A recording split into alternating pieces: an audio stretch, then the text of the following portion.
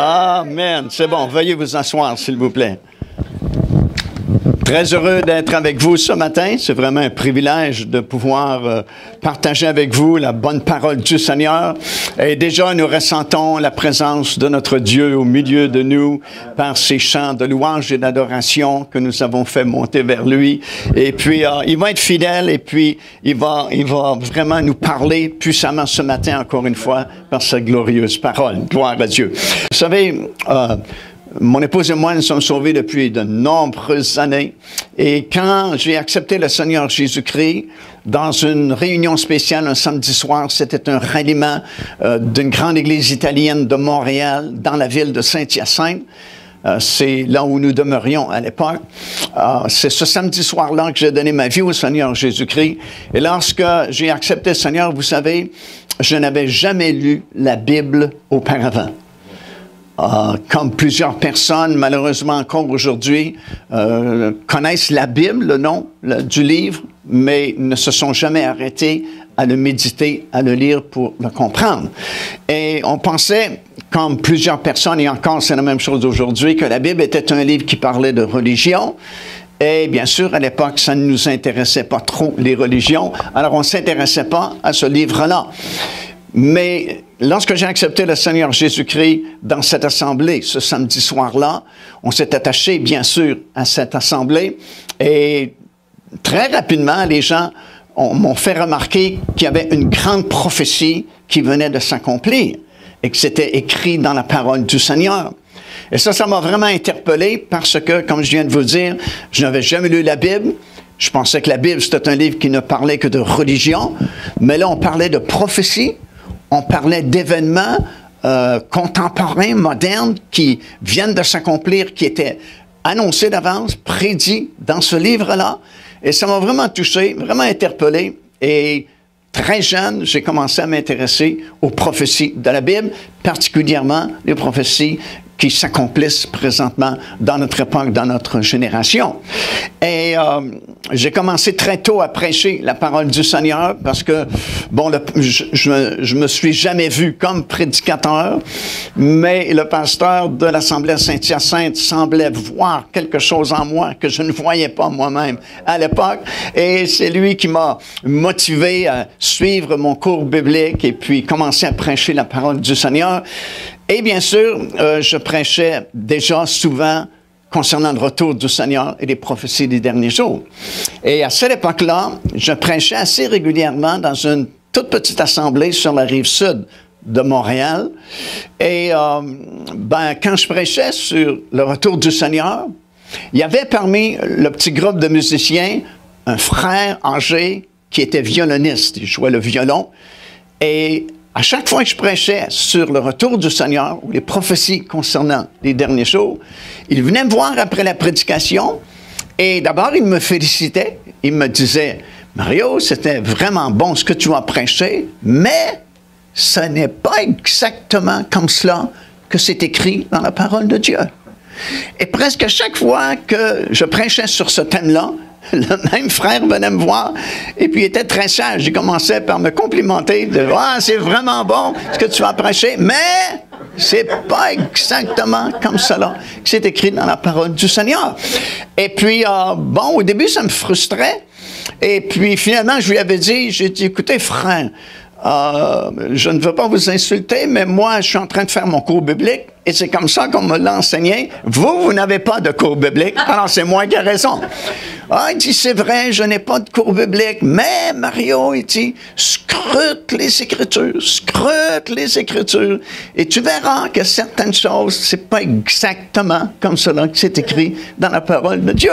Alors finalement, j'ai pris à cœur ces exhortations pour me rendre compte finalement que c'était vrai certaines choses que j'annonçais et c'était pas exactement comme cela que c'était écrit dans la parole du Seigneur. Et vous savez, souvent nous devons faire attention à ce que nous entendons et même si c'est des bons prédicateurs, il faut toujours vérifier si c'est bien comme cela que c'est écrit dans la parole de Dieu. Alléluia! Parce que la vérité, c'est la parole de Dieu. C'est pas nécessairement ce qu'un prédicateur prêche, mais la vérité, c'est la parole de Dieu. Jésus a dit, ta parole, c'est la vérité. Alléluia. Alors, ça m'a permis d'être beaucoup plus précis, d'enseigner de façon beaucoup plus exacte concernant ce thème-là. Et ce matin, curieusement, le Seigneur a mis sur mon cœur de prêcher justement sur son retour. Alléluia. Alors, j'aimerais ensemble qu'on puisse lire le verset classique concernant le retour du Seigneur Jésus-Christ, qui se trouve dans la première épître de Paul, bien sûr, aux Thessaloniciens, dans le 4e chapitre, des versets 15 jusqu'au verset 18. Voici ce que nous lisons. L'apôtre Paul parle et dit, « Voici en effet ce que nous vous déclarons d'après la parole du Seigneur. Nous, les vivants, restés pour l'avènement du Seigneur, nous ne devancerons pas ceux qui sont morts, car le Seigneur lui-même a un signal donné, à la voix d'un archange et au son de la trompette de Dieu, descendra du ciel et les morts en Christ ressusciteront premièrement. Ensuite, nous les vivants. Est-ce qu'il y a quelques vivants ici ce matin? Nous les vivants qui seront restés.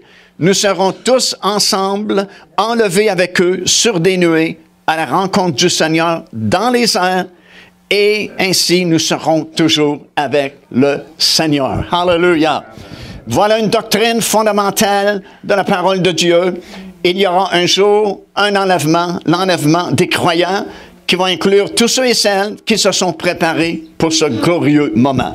Remarquez au tout début, dans ce 4e chapitre, l'apôtre Paul dit ceci, « Voici en effet ce que nous vous déclarons d'après la parole du Seigneur. » Alors, ce que nous lisons ici, c'est certain.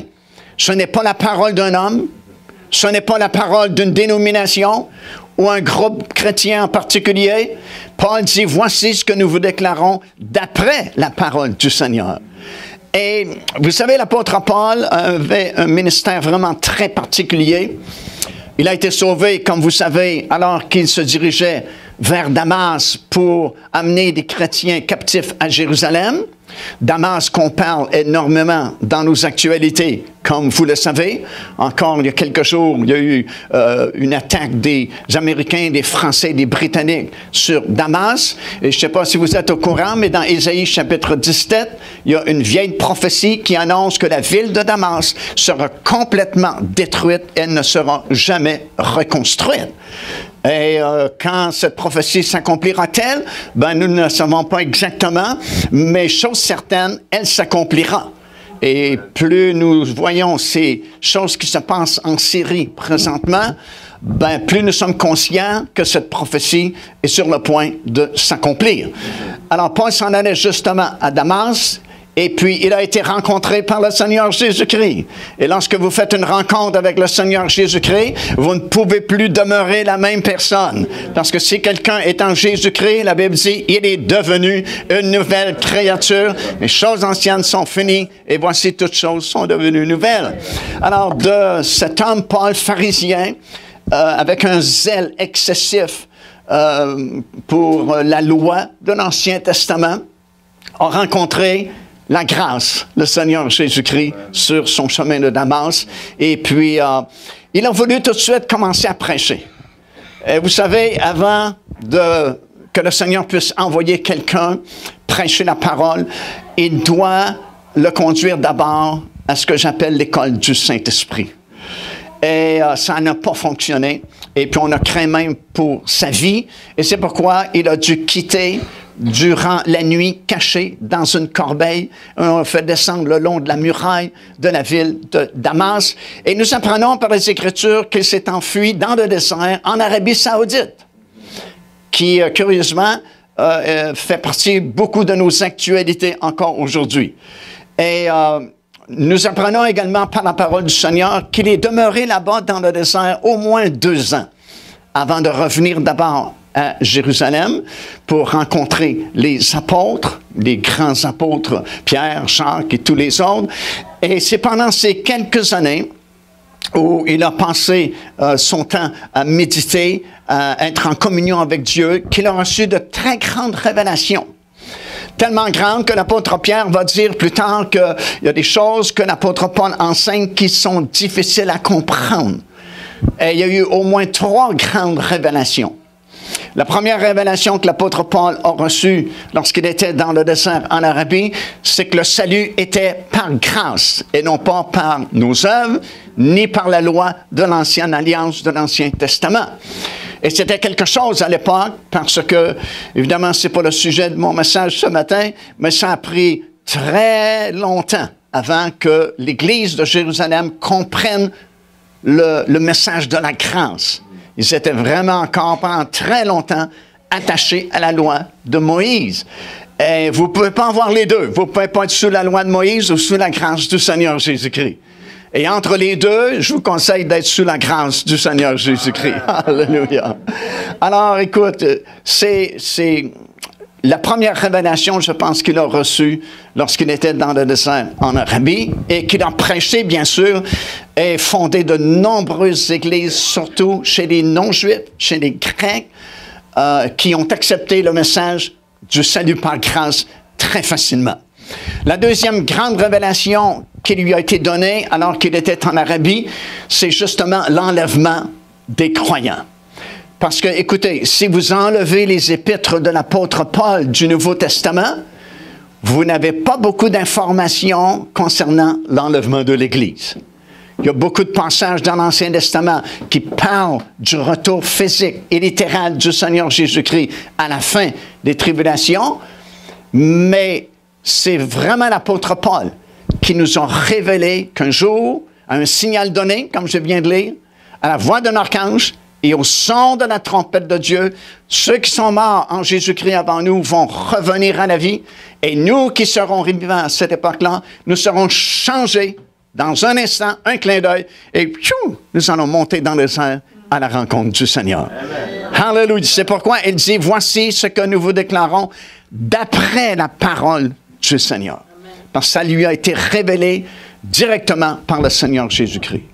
Et aussi invraisemblable que ça puisse paraître, la troisième grande révélation qu'il a reçue lorsqu'il était dans le désert, c'est la puissance de la communion, ce qu'on appelle la Sainte Seine, le partage du pain et du vin, parce qu'évidemment, il n'était pas là, lui, l'apôtre Paul, lorsque le Seigneur a pris le dernier repas avec ses disciples dans la chambre haute et qu'il a institué la communion, alors qu'il a dit à ses disciples, prenez ce pain, parce que en mangeant ce pain, vous mangez mon corps, et prenez cette coupe, parce que cette coupe, c'est mon sang de la nouvelle alliance.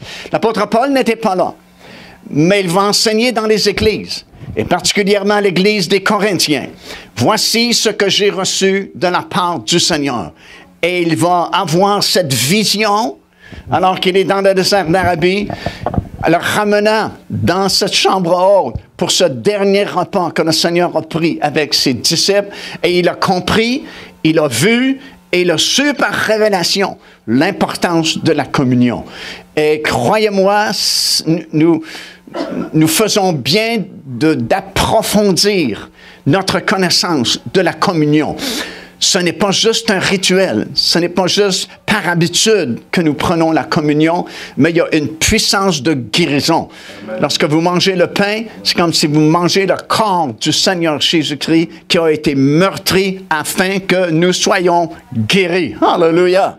Lorsque nous prenons le vin ou le jus de raisin, c'est la vie éternelle que nous acceptons, que nous confirmons. Et Jésus lui-même a dit, celui qui mange ma chair et qui boit mon sang a la vie en lui. Amen. Alléluia.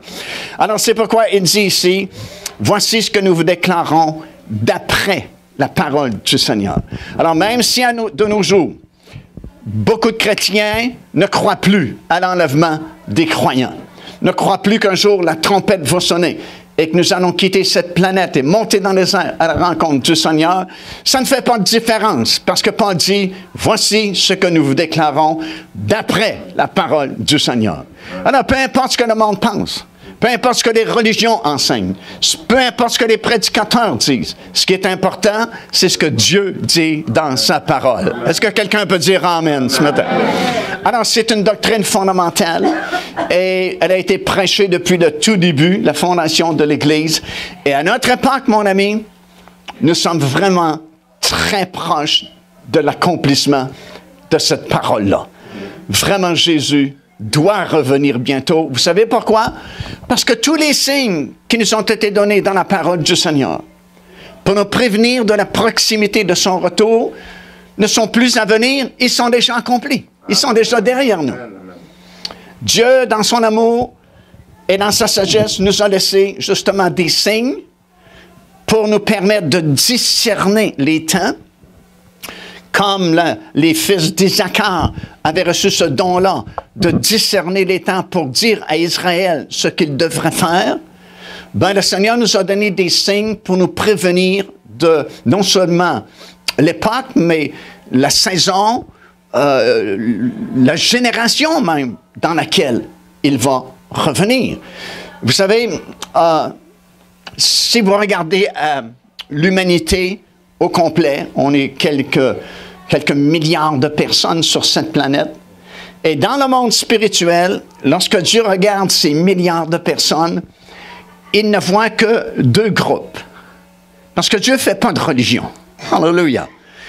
Dieu ne voit pas les catholiques d'un côté, les protestants de l'autre. Il ne voit pas les pentecôtistes, les baptistes, les frères en Christ, les méthodistes, puis tous les is que vous pouvez trouver.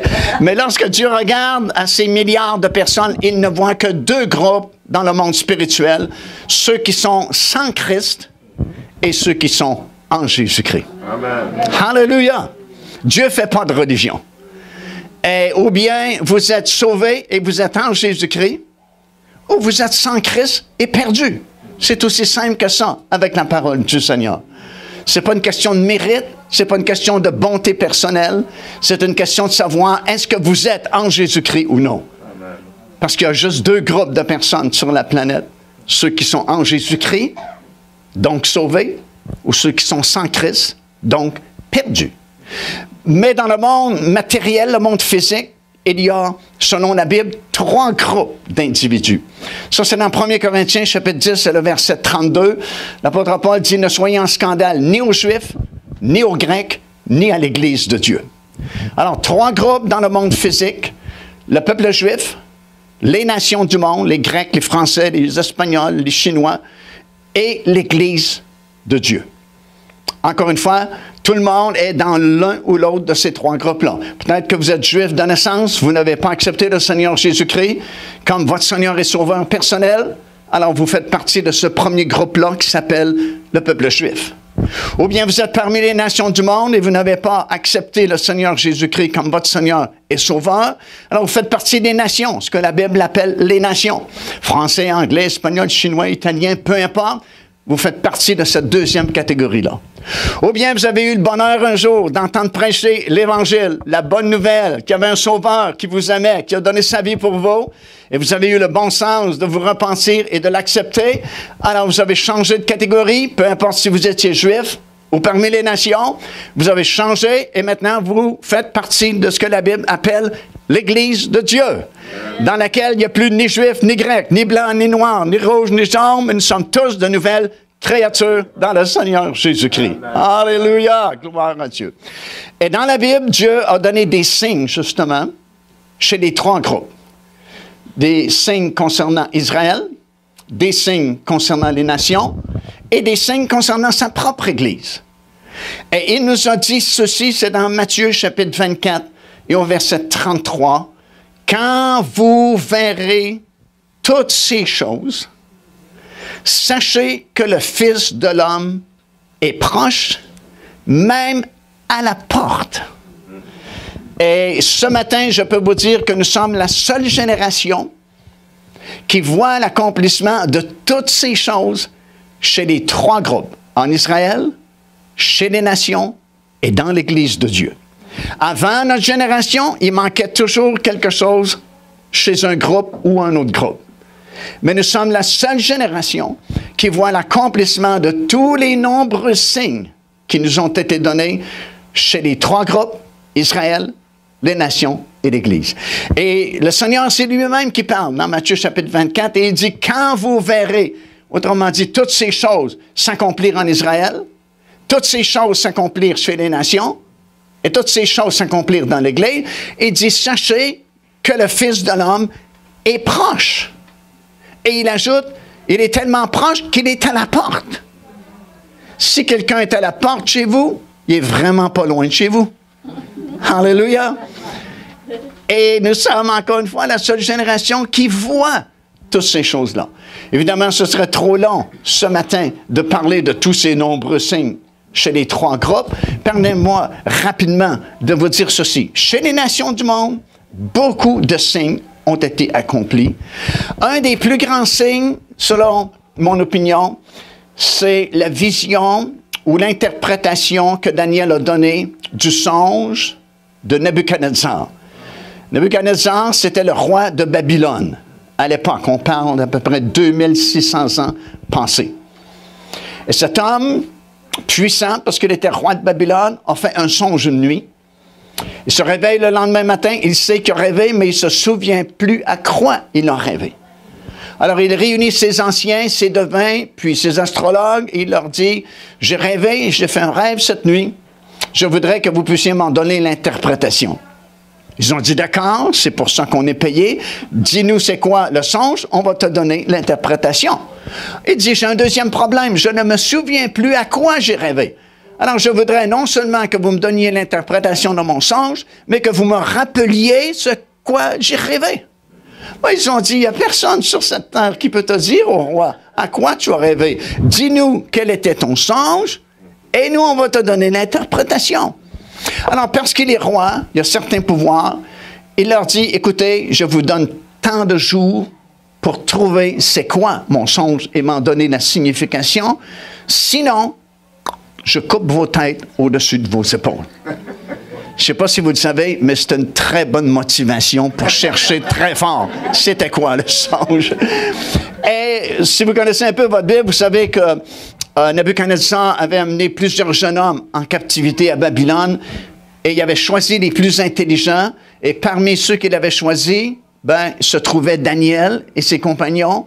Et Daniel avait été placé dans ce groupe d'anciens, de conseillers du roi. Mais cette journée-là, il n'était pas là. Et il a appris la sentence sévère du roi, s'informe aux autres pourquoi cette sentence a-t-elle été prononcée. On lui explique la situation et Daniel va proposer, est-ce que vous voulez que je prie mon Dieu pour savoir c'était quoi le songe? Je suis certain qu'ils ont dit oui, avec beaucoup d'empressement. Parce que c'est comme aujourd'hui, quand les gens sont jeunes, sont riches, sont en bonne santé, ils n'ont pas besoin de vos prières. Mais soudainement, le médecin dit c'est un cancer incurable et quelqu'un de l'Église dit voulez-vous qu'on prie pour vous? Il y a de fortes chances qu'ils vont dire oui à ce moment-là parce qu'ils ont besoin. Alors eux, ils avaient vraiment besoin. Daniel a prié et effectivement, Dieu lui a donné non seulement le songe, c'était quoi le songe, mais a donné à Daniel l'interprétation du songe. Alors, il va se présenter devant Nebuchadnezzar, va lui rappeler quel était son songe. Et là, frères et sœurs, vous avez une série de prophéties qui sont parmi les plus grandes dans votre Bible, qui sont mentionnées dans Daniel, 2e chapitre, versets 31 jusqu'à 45. Parce que Daniel va prédire d'avance. Écoute bien, là, au moment où Daniel va expliquer le songe, il n'y a qu'un seul royaume qui gouverne la planète, c'est Babylone. Et il va lui dire ceci, parce que là, c'est de la prophétie pure. Il va lui dire, tu as vu une grande statue. C'est comme si Nebuchadnezzar a dû dire, oui, ça me revient, c'est vrai, c'est une grande statue. Et Daniel va lui expliquer que la tête d'or de la statue, c'est toi, ô roi de Babylone. Tu es à la tête des nations. Alors, jusque-là, ça va bien, parce que, Nebuchadnezzar est content d'être à la tête des nations. Mais il va lui annoncer par avance qu'il ne restera pas toujours à la tête des nations, mais qu'une autre nation va venir, les Perses et les Mèdes, et il va les nommer. Et à l'époque, les Perses et les Mèdes n'étaient pas unis du tout ensemble, ils étaient même comme ennemis. Mais plus tard, on lit dans les livres d'histoire qu'ils se sont donné la main d'association. Et puis, plusieurs années plus tard, lorsque le petit-fils de Nebuchadnezzar, Belshazzar, vous vous souvenez de lui? Qui avait donné toute une soirée à breuver avec de la boisson, et il y a une extrémité de main qui est apparue, s'est dirigé vers le mur, et a écrit quelques mots qui voulaient dire « peser, compter, trouver léger ». Et en cette même nuit-là, les Perses et les Mèdes, qui avaient fait une alliance ensemble, ont asséché une partie du fleuve Euphrate et ont renversé le gouvernement babylonien, accomplissant la prophétie que Daniel avait annoncée. Mais ce n'est pas tout. Il annonce qu'un troisième empire va venir après, celui de la Grèce. Et il le nomme par avance dans son livre, alors que ça n'existait même pas comme royaume à l'époque. Le royaume de Javan, comme vous le lisez dans Daniel, le mot Javan, c'est la même chose que la Grèce. Mais il explique que ce troisième empire ne restera pas toujours. Un quatrième va venir, celui de Rome. Et il va expliquer par d'autres visions qu'il a eues par après que ce royaume-là va se diviser, représenté par les deux jambes de la statue, côté est, côté ouest. Côté ouest, on sait, l'Empire romain et l'Empire byzantin. Et c'est alors que ça devient vraiment intéressant pour nous, parce que Daniel, par d'autres visions et songes que Dieu va lui donner, va nous expliquer que ce royaume-là sera divisé, comme l'Empire romain a été divisé et est disparu complètement. Mais dans les derniers jours, ça devient intéressant pour nous. Dans les derniers jours, cet empire va refaire surface, mais d'une façon différente. Ça ne sera pas juste un empereur et un royaume, mais va refaire surface sous la forme de 10 nations puissantes qui, dit-il, vont signer des alliances entre eux et former un empire mondial, représenté par les 10 orteils de la statue du songe de Nabuchodonosor.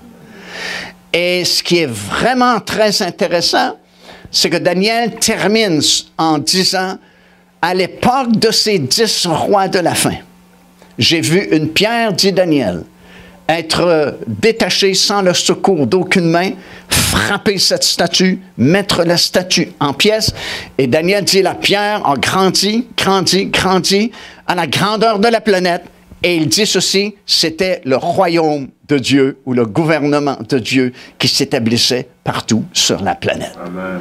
Alors écoutez, ce matin, le temps des nations est terminé. Le temps de Babylone s'est passé depuis longtemps. Les Perses et les Mèdes s'est passé depuis longtemps. Le temps de la Grèce s'est passé. L'Empire romain s'est terminé. Nous sommes à l'époque de la formation des 10 doigts de pied, les 10 orteils de la statue.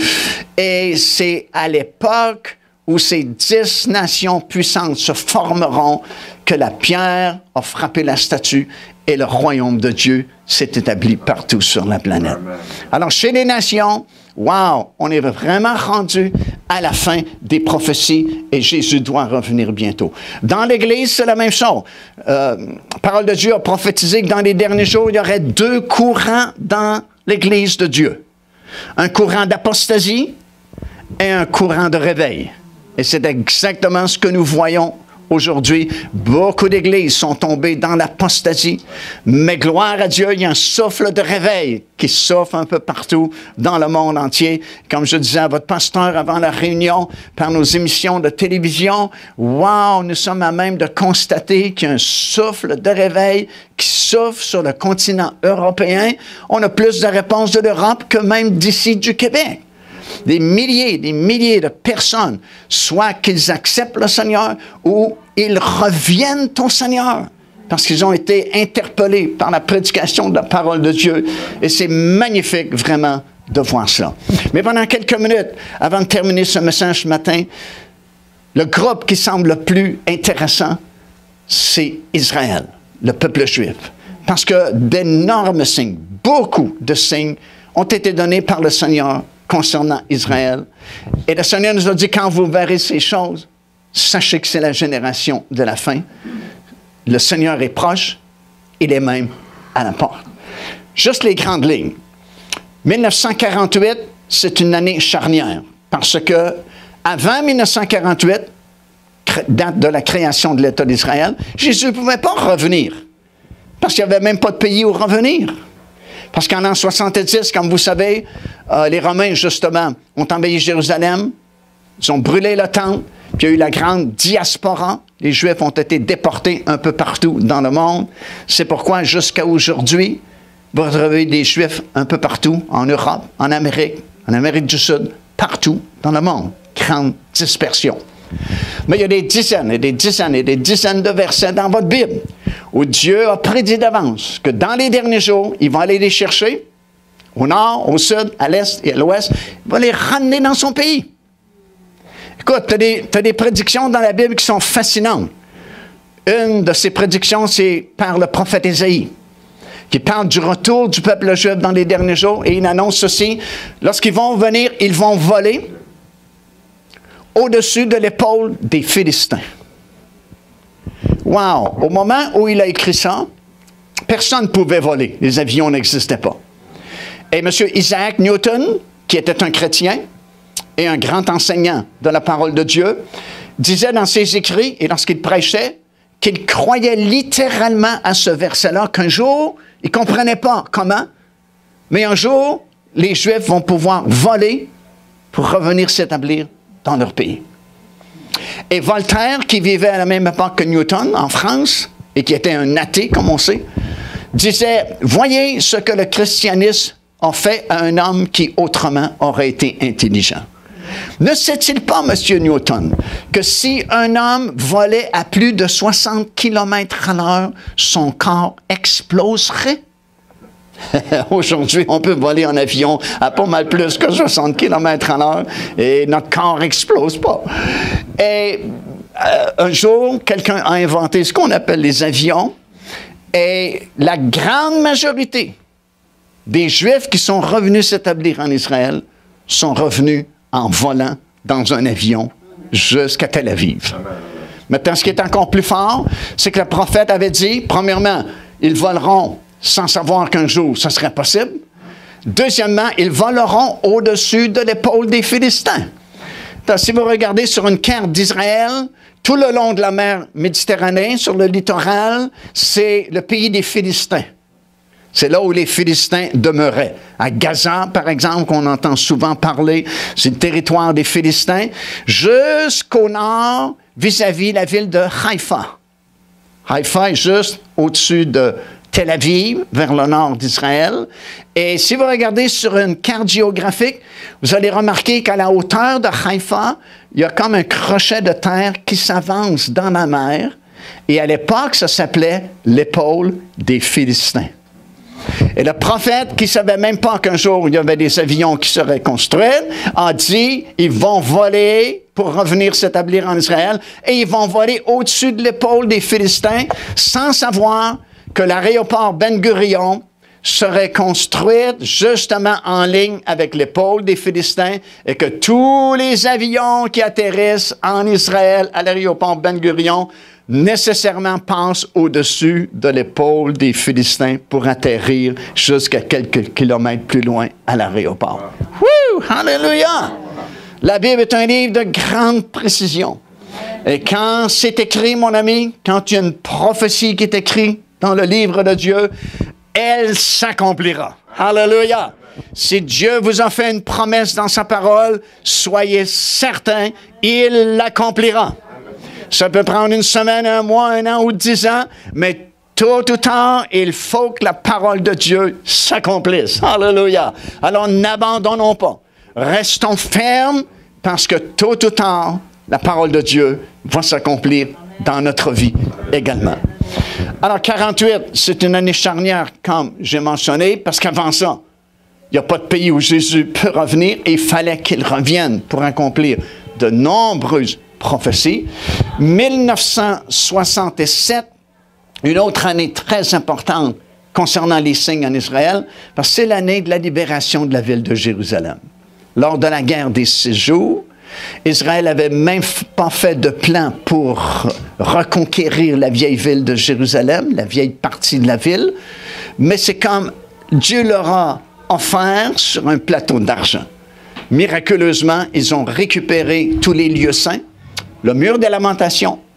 Et vous avez peut-être vu cette photo qui a fait le tour du monde et que vous pouvez voir aujourd'hui grâce aux ordinateurs, avec ces soldats qui sont devant le mur des lamentations, qui ont enlevé leur casque de soldats, ont placé le casque à la hauteur de leur cœur et regardent le mur comme si c'était Dieu lui-même.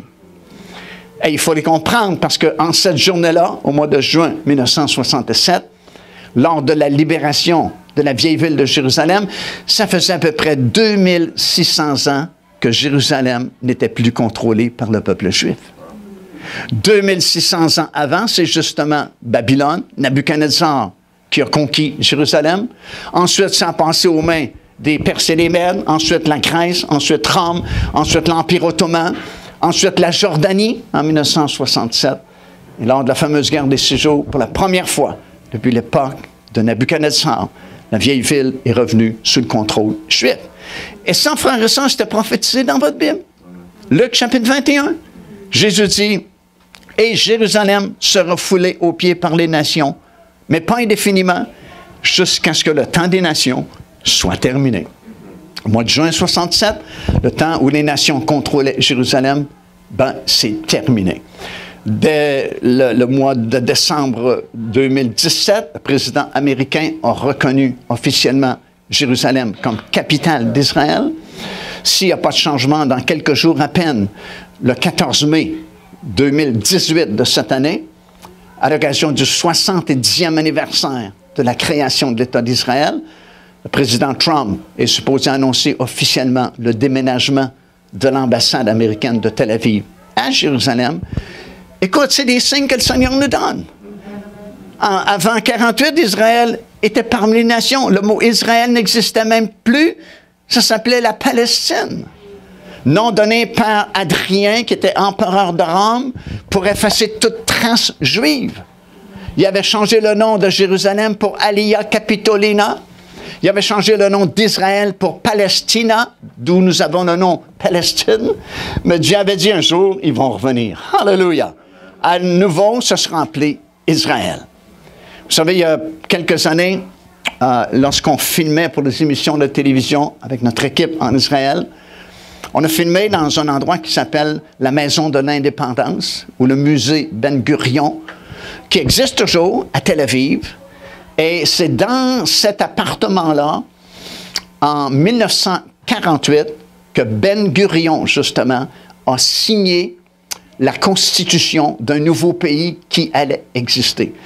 Et depuis 1946-47, où on se réunissait, un groupe d'hommes, dans le but de former une constitution, parce qu'on savait que le 14 mai 1948, l'Angleterre devait céder le territoire, et puis personne ne savait qu'est-ce qui était pour arriver, mais ces hommes étaient des hommes de foi. Et ils ont travaillé et travaillé, et j'ai vu leur écriture sur des papiers, parce qu'à l'époque, il n'y avait ni Internet, ni machine à écrire, ils faisaient à la main. Et puis les papiers sont toujours là, parce que depuis cette époque-là, cette maison n'a rien changé. C'est les mêmes rideaux, c'est les mêmes tables, les mêmes anciens microphones qu'on utilisait en 1948. On fait juste l'entretien de la bâtisse, mais tout est resté exactement comme en 1948, quand on a signé la constitution d'un nouvel État. Et ils ont choisi le nom. Au tout début, ils avaient choisi comme nom du nouveau pays le mot Sion. Puis vous voyez le mot Sion barré avec un X. Ils avaient choisi un deuxième nom, Eretz Israël, qui veut dire le grand Israël. Mais ils se sont dit, peut-être que ça va provoquer nos voisins. Et finalement, en troisième choix, ils ont décidé que le pays s'appellerait Israël. C'était déjà prophétisé dans votre Bible, dans l'Ancien Testament, qu'Israël reviendrait et que le pays à nouveau existerait. Et je n'ai pas le temps ce matin, mais Dieu parle aux 4 points cardinaux, nord, sud, est, ouest. Et la terminologie utilisée dans votre Bible concernant les 4 points cardinaux, c'est exactement ce qui s'est produit. Exemple, au nord, c'est un ordre, parce que c'était interdit. Nord, c'est la Russie. Et c'était interdit par la loi russe à tout juif d'immigrer en Israël. Même si tu avais de l'argent, tu ne pouvais pas le faire ou le faire clandestinement, mais c'était interdit par la loi russe. Mais Dieu avait dit par la bouche de son prophète au nord, « Donne mon peuple. » Alors, il n'y avait pas le choix. Un jour ou l'autre, il fallait que cette loi-là change. Et Dieu a suscité un homme, Gorbatchev, qui est arrivé au pouvoir, il a changé des lois en Russie, il a fait sauter la loi du non-retour. Et depuis ce temps-là, 1 700 000 Juifs russes sont revenus s'établir en Israël. Alléluia! formidable. La Bible, wow, c'est quelque chose de précis.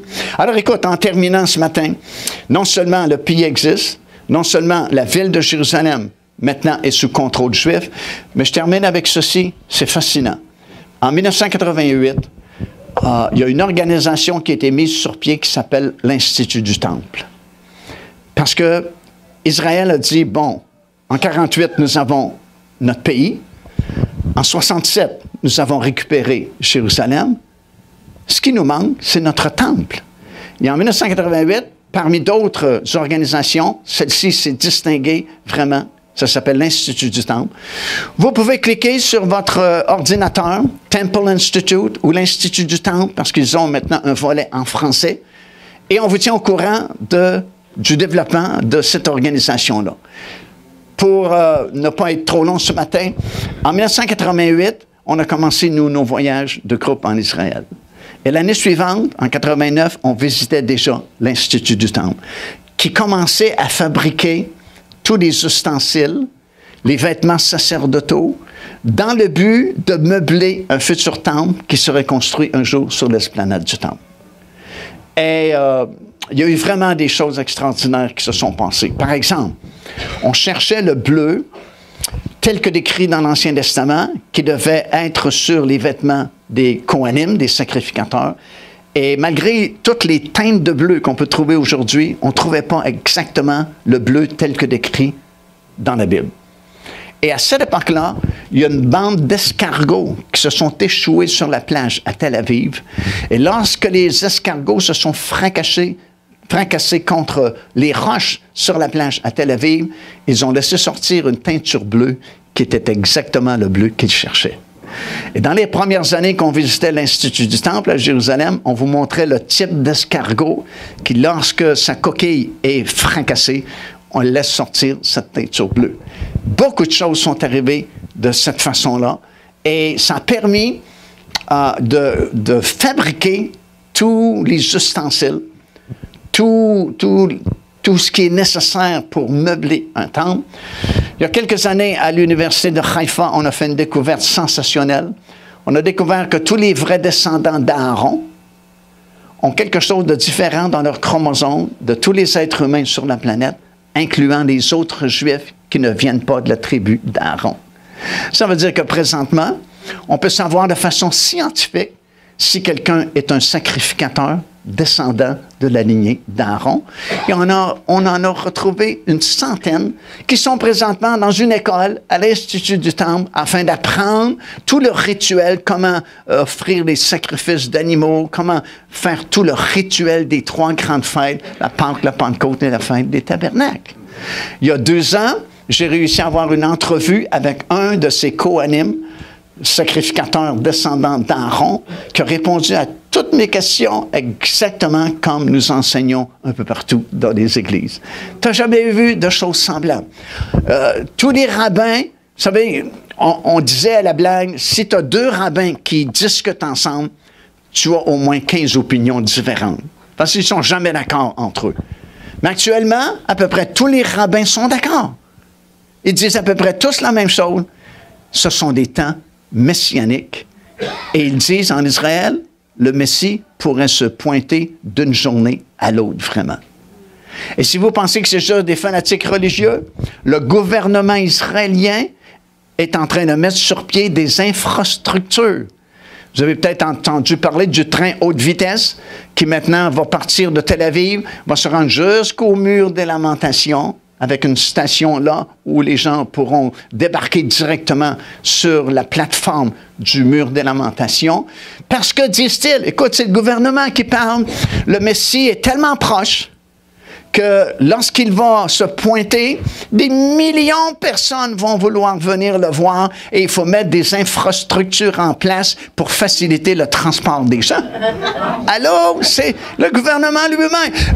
Le chef de police de la ville de Jérusalem est tellement convaincu que le Messie peut se pointer d'une journée à l'autre qu'ils sont en train d'entraîner les policiers parce que, disent-ils, lorsque le Messie va arriver, tout le monde va vouloir le toucher, tout le monde va vouloir être proche de lui et il faut garantir la sécurité du public autour du Messie.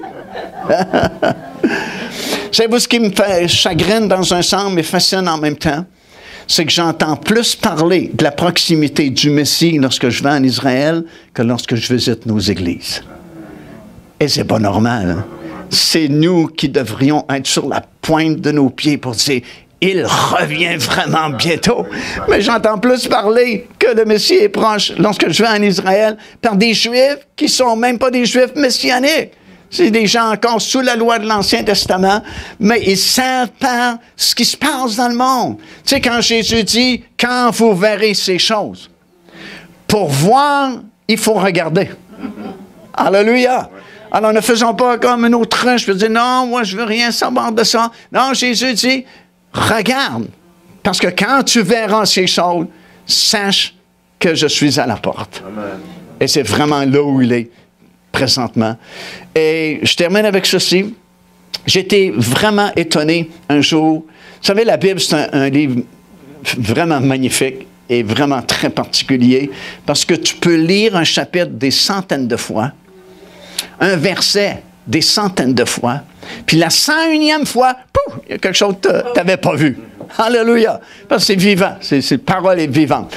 Puis, dans Matthieu chapitre 24 encore, quand Jésus parle des derniers jours, qu'il en sera comme au temps de Noé, puis il parle du déluge, ce qui m'a vraiment frappé, c'est que Jésus dit, le déluge est venu, et parlant de la foule, la population mondiale, et ils ne se doutèrent de rien. Ils ne se doutèrent de rien. Et je me dis, est-ce que nous sommes coupables de la même chose aujourd'hui? Est-ce que dans l'Église, parce qu'on ne veut pas prêcher concernant le retour du Seigneur souvent, on ne veut pas entendre prêcher sur les prophéties de la fin, est-ce qu'on ne se rend pas coupable de la même chose? Que c'est sur le point de changer, il y a un bouleversement mondial qui est sur le point d'arriver, et la plupart des chrétiens ne se doutent de rien. Se lèvent le matin comme tous les autres matins, vont travailler, le train-train quotidien, reviennent à la maison, font les plans pour les vacances, pour les achats, et ainsi de suite. Et souvent, on se doute de rien. Mais j'espère ce matin, par ces quelques paroles, que ça a motivé votre cœur, ouvrir vos yeux, ouvrir votre cœur au Seigneur et réaliser qu'on est dans une saison vraiment spéciale où tous les signes qui nous ont été mentionnés sont désormais accomplis autour de nous. Et ça ne peut plus tarder indéfiniment parce que Jésus ne s'est pas moqué de nous en donnant des signes. S'il a donné des signes, c'est qu'il veut qu'on regarde. Et si ces signes sont accomplis, c'est que c'est proche. Je termine vraiment avec ceci. Ça fait 3 fois que je le dis, je vais finir par finir. Je donne toujours cet exemple qui est facile à comprendre. Si vous êtes dans une voiture sur une petite route de campagne et soudain vous voyez un panneau et sur le panneau, il y a un petit pont étroit de dessiné. Qu'est-ce que ça veut dire, le panneau? Ça veut dire, attention, il y a un pont étroit qui est proche de toi. Parce que si le pont était encore à 60 km, tu ne verrais pas le panneau. Si tu vois le panneau, c'est que le pont est proche. Le panneau, c'est des signes que le Seigneur donne. Pendant 2000 ans, aucun panneau. Aucun signe. Pendant presque 2000 ans, aucun prédicateur pouvait se lever dimanche matin et dire à sa congrégation, « Oh, voilà, un grand signe vient de s'accomplir, ça prouve que Jésus revient bientôt. » Rien. Mais soudainement, dans une seule génération, la nôtre, presque à chaque semaine maintenant, on dit, « Wow, un autre signe vient de s'accomplir. » On voit le panneau, ça veut dire que le pont est proche. On voit le signe, ça veut dire que Jésus est vraiment proche. J'aimerais qu'on se lève, s'il vous plaît, en terminant ce matin. Je veux terminer en priant. Je vais faire juste une prière ici en avant parce qu'il n'y a pas assez de place ici pour faire un appel et prier individuellement pour chaque personne. Mais j'espère que la parole que vous avez entendue ce matin, qui a été donnée en résumé parce qu'il y aurait tellement de choses à dire, mais quand même va faire son chemin dans votre esprit, dans votre cœur, et que ça vous serve de motivation pour faire un nettoyage si c'est nécessaire dans votre vie. Une préparation est nécessaire. C'est pas juste comme par hasard, une journée, ce sera l'enlèvement. Mais dans Apocalypse chapitre 19, ça dit, et son épouse s'est préparée. Il y a un temps de préparation, et la préparation, c'est maintenant. Et ce qui est le plus important, c'est vraiment de sonder notre cœur et de s'assurer que nous sommes prêts pour ce grand voyage organisé jusque dans la présence du Seigneur. Ça, tout le monde, on peut dire Amen et Amen. Alléluia. Merci Seigneur.